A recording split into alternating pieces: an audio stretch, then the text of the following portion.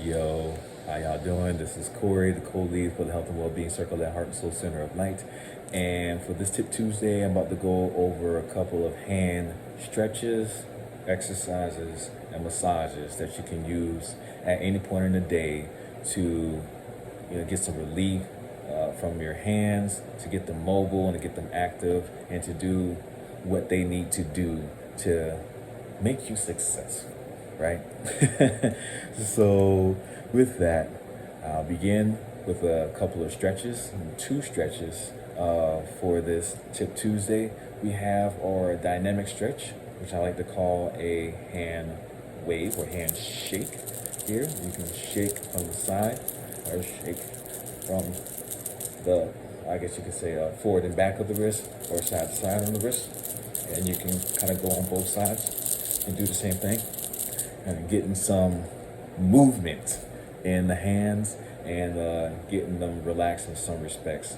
You can start moving those fingers around. It's the first. Second we have here is a stretch I like to call prayer hands, which there are a lot of different variations you can use with these prayer hand movement, right?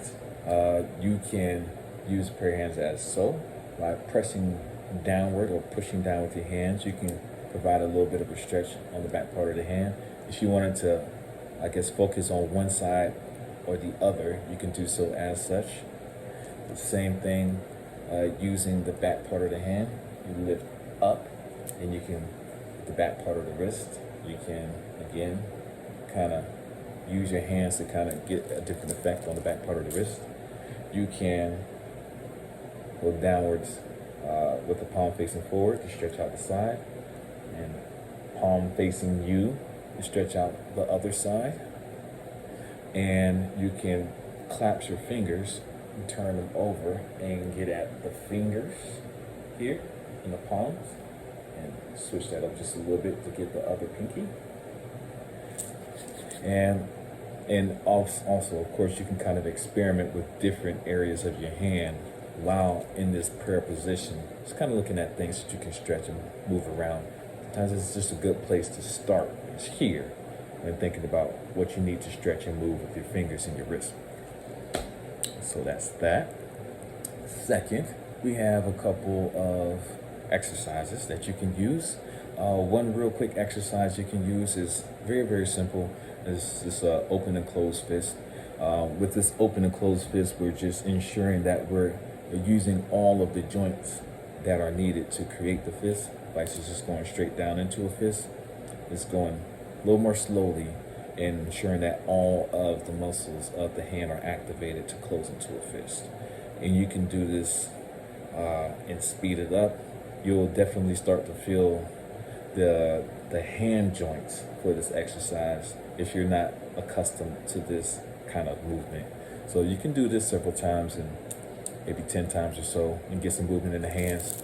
Once you get done, you can shake it out a little bit and make sure you're all good with your hands. So there's that. The second exercise that we have is more just like a simple mental game that I like to use, just by pressing your fingers into your thumb. It's just a really quick exercise that you can use if you're just kind of sitting in a meeting, you just kind of wanted to keep yourself busy. You can do this without the camera seeing what's going on. You can speed it up a little bit just to, again, get your mental stimulated from this exercise and see how fast you can go without making a mistake. So it's very helpful, and it kind of can help with your rhythm and things of that nature if you just kind of listen to it. Do do do do do do do do do do do do do. Anyway, so that's the second exercise. So now on to the massages that we can use. So this first massage that can be useful at any point in the day is called a retinaculum stretch, if you will, or retinaculum massage, either or. Retinaculum is somewhat of a fascia sheath that goes around your wrist here, much like a bracelet, right? And we have our tendons that run down our forearm that flow into or under the retinaculum as our hand, begins to fold out into what we see today. So it's like kind of tendons, and it pulls through this under the bridge, if you will, and then stretches out into your hand. So this little retinaculum, depending on if it gets inflamed, or say the tendons of your forearm or your hand get inflamed, it can put pressure on the retinaculum and cause pain, similar to that of carpal tunnel syndrome. Or they have been mistaken in times for carpal tunnel syndrome, when it's really just the retinaculum is inflamed, or muscles are inflamed. So with that, the stretch that you can use to kind of relieve tension within this area of the hand, you can press down on the part of the wrist where the retinaculum is, enough to hold the skin down, and hold it in place with your thumb. You can use your forefingers, and use your wrist to stretch back. So you can stretch back like so to stretch out the retinaculum of your hand. And you turn wrist over. You can use your forefingers on the back side and do the same things, bending your wrist forward and stretching out the retinaculum of your hand. Right? All right. So that's just a little stretch you can use. You can kind of use your hand to kind of wring it out a little bit and kind of get that relief from the stretching of the skin that you just did, and provide a little bit of relief to your hand. So there's that. And the last massage that we have for today is alternative to snapping your fingers.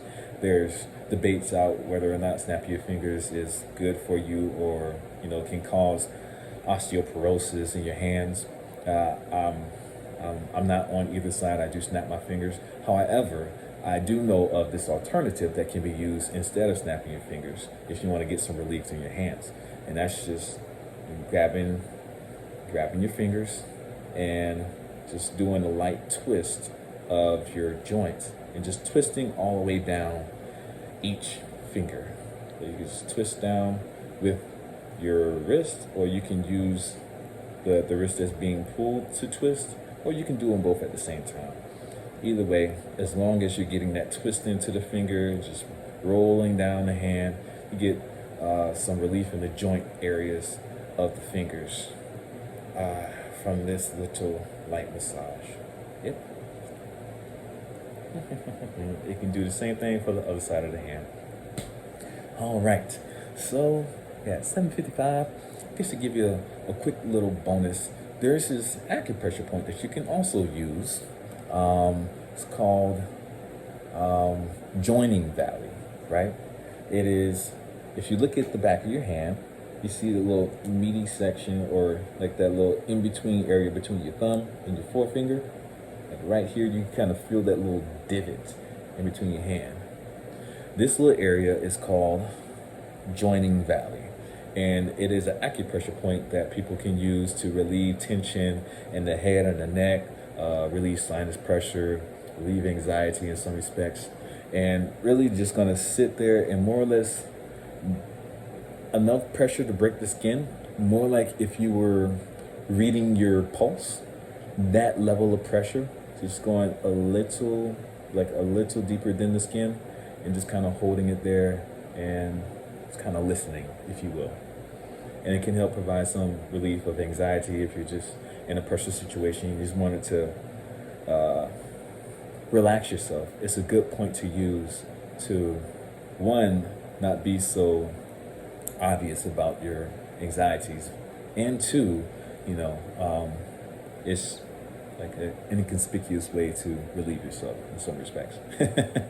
So it's very helpful, like say in meetings on Zoom and stuff like that, where people don't necessarily need to see that you're trying to, I guess, relieve some pain or tension or sensation within your body.